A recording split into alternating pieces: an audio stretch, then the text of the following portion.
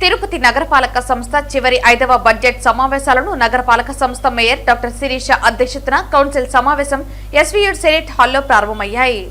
ఈ సందర్భంగా మేయర్ మాట్లాడుతూ వరుసగా 5వ బడ్జెట్ ప్రవేశపెట్టే కౌన్సిల్ కి మేయర్ గా ఉండే అవకాశం తనకు లభించినందుకు చాలా సంతోషంగా ఉందన్నారు. మీ అందరి సహకారంతోనే నాకు ఈ గౌరవం లభించిందన్నారు. అందుకు వ్యక్తిగతంగా ప్రత్యేక అభినందనలు. చిన్న ఆశ అయితే ఉందని, అదే చివరి బడ్జెట్ గ్రేటర్ తిరుపతి నగర బడ్జెట్ పెట్టే అవకాశం వస్తుందని అన్నారు. గ్రేటర్ ఆలస్యం అవుతున్నందుకు కొంత అసంతృప్తి ఉందన్నారు. తదుపరి ఎన్నికల మాత్రం గ్రేటర్ తిరుపతి నగరపాలక సంస్థకే జరుగుతుందని, మరోమారు రాష్ట్ర ప్రభుత్వానికి మన కౌన్సిల్ తరపున తిరుపతి నగర ప్రజల తరపున విజ్ఞప్తి చేస్తున్నామన్నారు. గతంలో కౌన్సిల్ ఆమోదించిన గ్రేటర్ తిరుపతికి ఆమోదం తెలపాలని అన్నారు. గత బడ్జెట్ ప్రతిపాదనలు ఖర్చు చేసిన విధానంపై హేతుబద్ధమైన చర్చ చేద్దామని అన్నారు. బడ్జెట్ లో కీలకమైన అంశం ఆదాయమని, ఆదాయ వ్యయాలపై ప్రతి సభ్యులు స్పష్టంగా మాట్లాడాలని అన్నారు. ఆదాయం ఎంత ముఖ్యమో ప్రజలపై అదనపు భారం పడకుండా వనరుల సాధన కోసం అన్వేషణ చేయాలన్నారు. ఈ సమావేశంలో నగర కమిషనర్ మౌర్య, ఎమ్మెల్సీ సిపాయి సుబ్రహ్మణ్యం, ఎమ్మెల్యే శ్రీనివాసులు, కార్పొరేటర్లు, అధికారులు, సిబ్బంది పాల్గొన్నారు.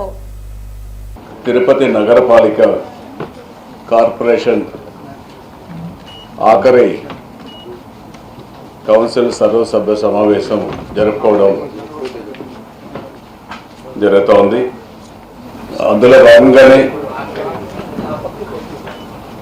ఈరోజు మనం 25, 26కు సంబంధించిన బడ్జెట్ను కూడా గత కౌన్సిల్ మీటింగ్లో కూడా ఆమోదించుకోవడం జరిగింది. దాదాపు 270 కోట్లతో గత కౌన్సిల్ మీటింగ్లో గత సంవత్సరం ఆమోదించుకోవడం జరిగింది. ఇప్పుడు కూడా ఇంకా ఎక్కువ నిధులతో 350 కోట్లకు పెంచుకొని ఆమోదం కొరకు ఈరోజు కౌన్సిల్ సమావేశంలో ఉంచడం జరుగుతూ ఉంది. చాలా సంతోషం.